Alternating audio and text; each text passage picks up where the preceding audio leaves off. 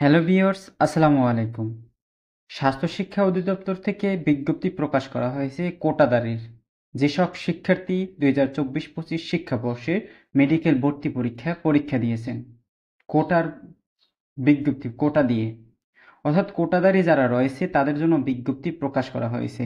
তো বিজ্ঞপ্তিতে দেওয়া হয়েছে দুঃসংবাদ। দুঃসংবাদ হচ্ছে কোটায় যারা ভর্তি হবে।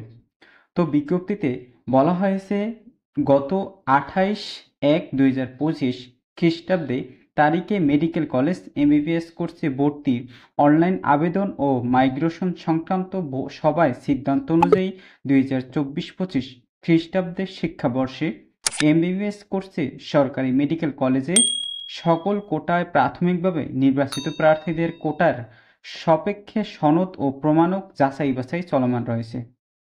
অর্থাৎ যারা কোটাধারী রয়েছে তাদের সকল, অর্থাৎ কোটায় যে সে কি কোটা তথ্য ঠিক আছে কি নাই, সে যে তথ্য দেওয়া হয়েছে তার যে ডকুমেন্টস দেওয়া হয়েছে ডিটেলস, সেই তথ্য বা ডকুমেন্টস যাচাই বাছাই ঠিক আছে কিনা সেই সকল বিজ্ঞপ্তি দেওয়া হয়েছিল 20 তারিখে, অর্থাৎ জানুয়ারি মাসে 20 তারিখে দেওয়া হয়েছিল। তো সেই তথ্য যাচাই বাছাই বর্তমানে চলতেছে।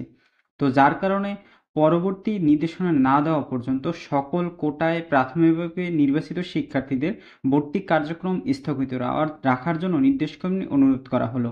অর্থাৎ যারা কোটাধারী বিজ্ঞপ্তি বা ফলাফল অনুযায়ী ভর্তির জন্য আগ্রহী এবং ভর্তির জন্য আবেদন করা হয়েছিল, তারা এখন তাদের আবেদন ভর্তির সব কিছুই স্থগিত রয়েছে। পরবর্তী নির্দেশ না দেওয়া পর্যন্ত তাদের ভর্তি কার্যক্রম বন্ধ থাকবে। এই বলেই বিজ্ঞপ্তি দেওয়া হয়েছে স্বাস্থ্য শিক্ষা অধিদপ্তর থেকে।